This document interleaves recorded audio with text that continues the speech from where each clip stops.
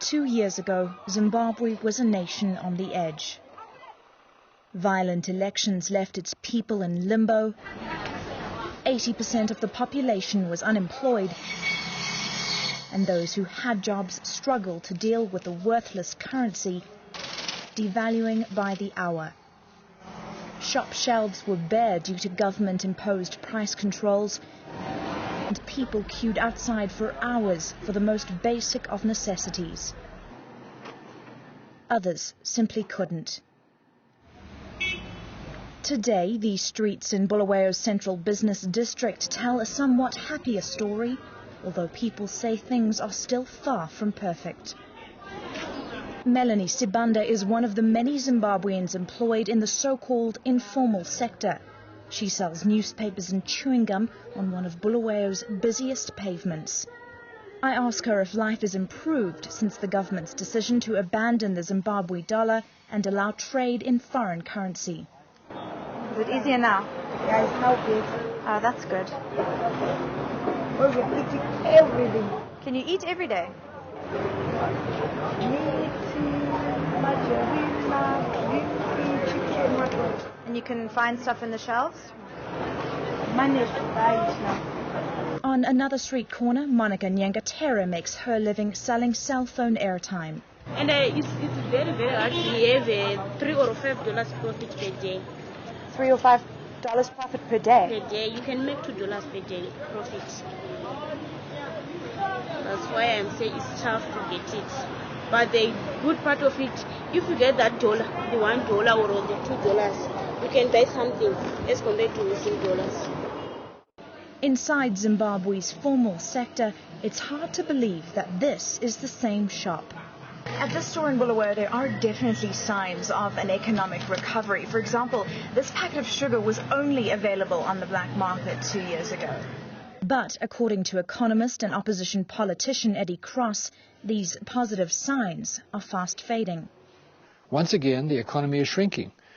In the first 9 months of 2009, after the new government was formed, our economy recovered quite rapidly. And certainly the revenue to government, we started in January, our total revenue to government was $4 million. By October, it was running at nearly $100 million a month. Dramatic recovery. Since October, it's leveled out. And now it's actually declining. Another cause for concern since the adoption of what locals call real money is the threat from rival manufacturers from other countries. Now the struggle for the local manufacturing sector is trying to stay competitive with the massive influx of goods from the SADC region. Once the second largest economy after South Africa in the region, Zimbabwe is now the third smallest after Lesotho and Swaziland. We face another year this year where we will import 75% of all our food. I mean, it's ridiculous. We're importing sugar. We're importing vegetables. We've never been in a situation like this. Local industries were devastated by ZANU-PF's economic policies. Hundreds went bankrupt. Those who managed to stay open through the formation of the unity government are now further disadvantaged by threats from Robert Mugabe, rocketing utility costs, and constant lengthy electricity cuts.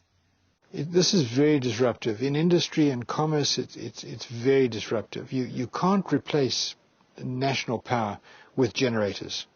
The problem stems from poor maintenance of the country's various electricity providers. At Hwange's thermal power plant, only 2 of the 5 generators powered by steam are working. Also poorly maintained are the roads in the major city centres. And in Bulawayo, finding a working traffic light is a rarity. But internal problems aside, it appears that Zimbabwe is piquing some interest internationally. Daniel Chigaro is the general manager of the Zimbabwe International Trade Fair. You will perhaps agree with me that any exhibition or exhibitions will always mirror the economy in which they operate in. Last year, only 9 foreign nations participated in the multi-sectoral exhibition, which encompasses every aspect of the Zimbabwean economy. This April, organizations are boasting a substantial increase. We already have over 88% of our space taken. And we also have a lot of participation that will come from outside Zimbabwe. Our list of exhibitors at the moment is showing a total of 13 countries that will be participating. The international flair of the exhibition is certainly coming back. Whether that international flair will be sustained, however, lies in the hands of a precarious interim government whose internal problems are even more acute. Life's impossible for the average Zimbabwean.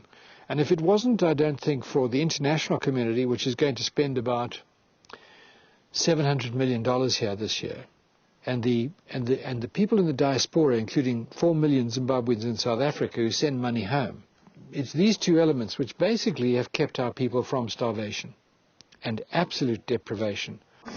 On average, Zimbabweans earn about 7 rand per day. Yet they're thankful for the small improvements granted since the elections in 2008. Thankful, but wary of what may come.